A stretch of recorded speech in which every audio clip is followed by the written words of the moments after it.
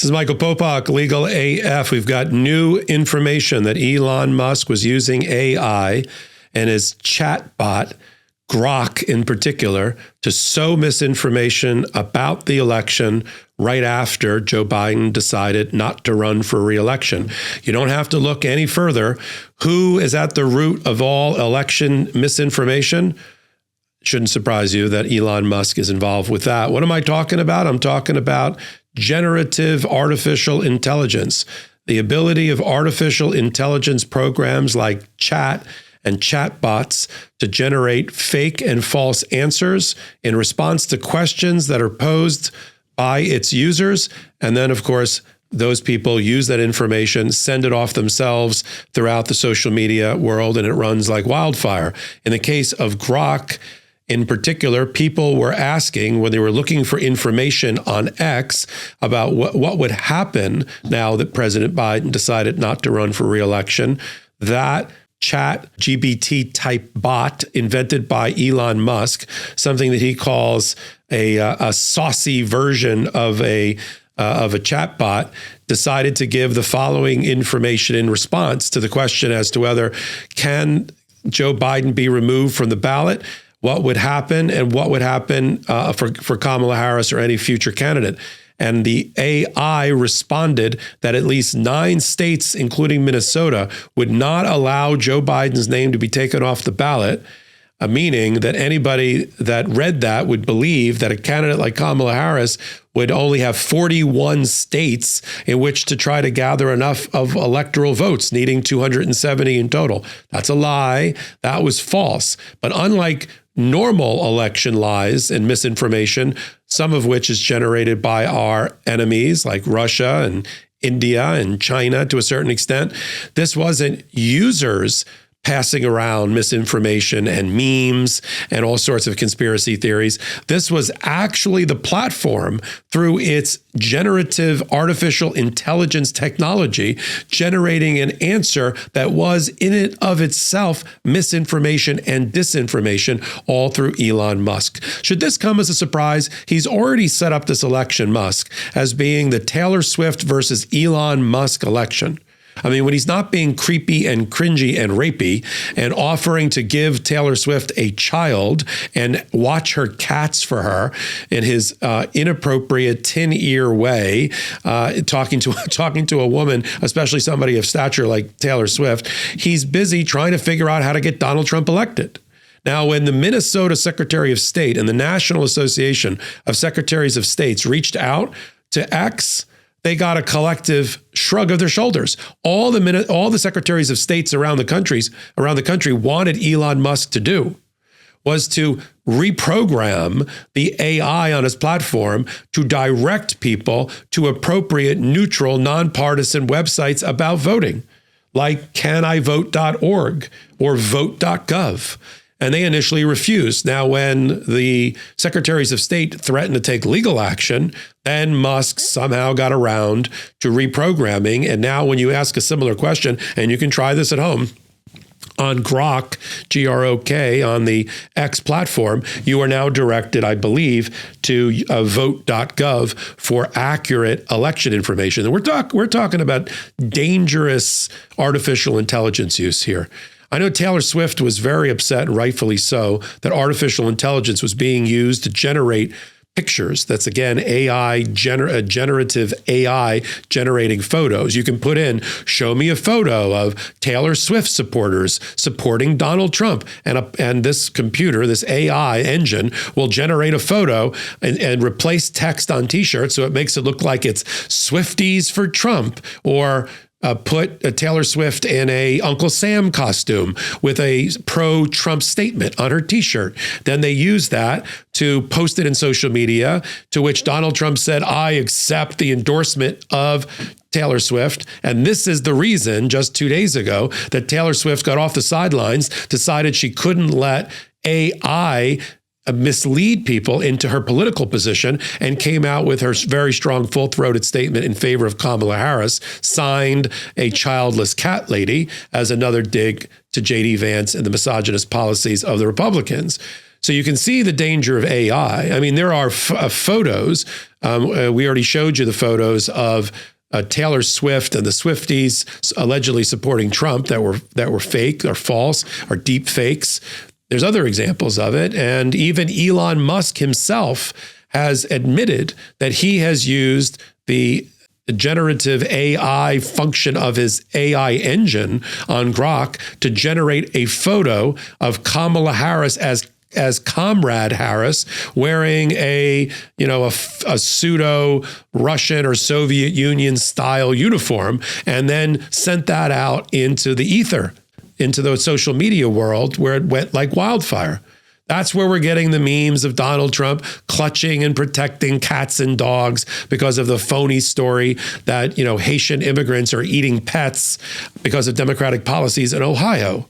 So we got this is the threat of AI. And when people are on, the knife's edge about making their decision about who they want to be the commander in chief or the leader of the free world, any little bit of information or disinformation could push them over the edge. I mean, think about undermining and how actually real the information that was being generated by GROK seemed about the ability for Kamala Harris to be on the ballot. They didn't pick look at the random number they picked, 9 states. That sounds like somebody's done some research and determined that she's barred from being on the ballot in 9 states. Oh no, she can only be on 41 states. How will she ever win the election? I better vote for the other guy. I mean, that is what happens. A fake photo of that Elon Musk tongue-in-cheek sarcastically post on his site ends up 4 generations away, half a day later, being held up by somebody, to an 18-year-old in the cafeteria in a college about, look at this photo of Kamala Harris dressed, as a communist. Her father is a Marxist. She's a communist. Or look at this photo of, and then fill in the blank. And that is what's happening here. We're not yet at the deep fake where they're using the voice of Kamala Harris to make some outlandish claims, but we're pretty darn close. And that is what election integrity officials around the country are worried about, starting with the secretaries of states, but also the intelligence community in the United States. And it's not just Musk doing it. It's the Russians doing it and their information and misinformation campaign. Make no mistake about it. When Putin's office says, we wish they would stop talking about us during the debate, both Kamala Harris and Donald Trump, make no mistake about it. There is one candidate that Russia and Putin want to see win this election, and his name is Donald Trump. And he was sending them love letters and kisses during the debate about Ukraine. He might as well have come out and said, hey, Vladimir, vote for me, get me elected, help with all of your agents to sow dissatisfaction against the Democrats, and I'll do you a solid with Ukraine. I'll give you 40% of Ukraine, which is what you've been dying for the last 20 years. I mean, he basically invited that to happen. And now you have that going on, and you got Putin coyly saying, I wish they would stop talking about me. That's the opposite of what he means. What he means is he's thrilled that we're talking about him because he is manipulating the levers of power in this country and the election results, plain and simple. Add to that now Elon Musk, who is arguably, one of the most influential people in the entire world. Whether you're calling it the ownership of X, which he took over, his space program, his Starlink satellites. In my lifetime, there's never been a single industrialist, a single business person who has amassed for himself more power over foreign policy, domestic policy, and the lives of average citizens than a guy named Elon Musk. And he doesn't take great responsibility with that great power. I guess he never saw the Spider-Man movies. He's decided, I think it's funny. I'll put up a picture of Taylor Swift, and the Swifties, and I'll make an allusion to impregnating Taylor Swift. Isn't that funny? I'll make a picture of Comrade Harris. Ha, ha, ha. This election is too important. The stakes are too high. The constitutional republic is on the ballot, as is abortion rights, reproductive rights, the rights of a woman not to be a second-class citizen in this country. The rule of law and not putting any single person above it is on the ballot in November. And frankly, I don't need and neither does the American people, Elon Musk's big fat finger on the scales of justice and on the outcome of this election. We already know that there is an ethical problem and there's a danger with generative artificial intelligence. And now we're seeing it. I mean, I was shocked that I had heard this story that had circulated in our world of law and politics, that maybe Kamala Harris or whoever replaced Joe Biden wouldn't be able to be on all the ballots and the sky was falling. And what should we do about it? Now I know where it came from. GROK, the artificial intelligence bot owned by and programmed by Elon Musk. We got to call all of this out because we're now within less than 50 days until the election. And there are going to be bad people, both foreign and domestic, both external and internal, who are going to try to put Americans at each other's throats, to make this blue versus red instead of red, white, and blue, and to try to influence the outcome of the election. Russia tried it in 2016. We know right now the Russians, the Chinese, and Indians and others are trying to influence the outcome of this election. I can assure you that most of them, if they were betting, are betting on Donald Trump because they think the world is a better place with a madman with his finger on the nuclear button than it is somebody that believes in diplomacy and believes in the power and authority of NATO and the NATO alliance protecting our interests around the world. They don't want that.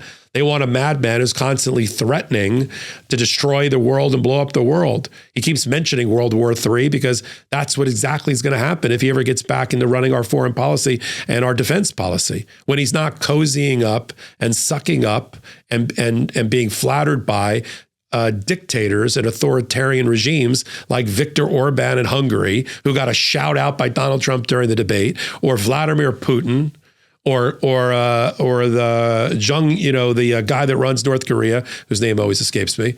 All those people. I mean, they're Donald Trump is one of the hugest fanboys. He's in a bromance with all of these dictators. I never thought I would live long enough to see a day when the red menace of communism of Russia was just so casually dispatched by the president of the United States, who believed he's in some sort of bromance, romantic relationship, if you will, transactional relationship with Vladimir Putin. I long for the days when the Republicans were led by people like Ronald Reagan, who saw the menace, the red menace, of communism versus capitalism, of communism and dictatorship versus democracy, and tried to do things as the leader of the free world. See, Donald Trump never understood that's part of being the president, right? You're not only the moral and political and commander-in-chief leader of America, you are the leader of the free world. We're supposed to be a beacon for freedom and democracy around the world. That's why dictators are rooting for Donald Trump to get in. And you could say what you want about Elon Musk. And I don't know if he's pro-dictator or not, but I can tell you that dictators think he's pro-dictator, and that's enough for me. We're going to continue to follow all efforts, illegal efforts, improper efforts to undermine the vote and disenfranchise the American voter, to result in something that the American voter doesn't want, which is the return, ultimately, of Donald Trump to the White House. Right here on Legal AF on the Midas Touch Network. I'll tell you straight, Wednesdays and Saturdays at 8 p.m. Eastern Time, join us where I curate, along with my other leaders of Legal AF, the top 3 or 4 stories at the intersection of law and politics. Find out what 40 million people already know every month, that Legal AF on Midas Touch and this YouTube channel is the only home at the intersection of law and politics commentary and analysis. And join us Wednesdays and Saturdays at 8 p.m. Eastern Time on this YouTube channel. Free subscribe to the Midas Touch YouTube channel. And then you can pick us up on audio podcast platforms of your choice. So until my next hot take, until my next Legal AF, this is Michael Popok reporting. Heary, Legal AF Law Breakdown is now in session. Go beyond the headlines and get a deep dive into the important legal concepts you need to know, and we discuss every day on Legal AF. Exclusive content you won't find anywhere else, all for the price of a couple of cups of coffee. Join us at patreon.com/legalaf. That's patreon.com/legalaf.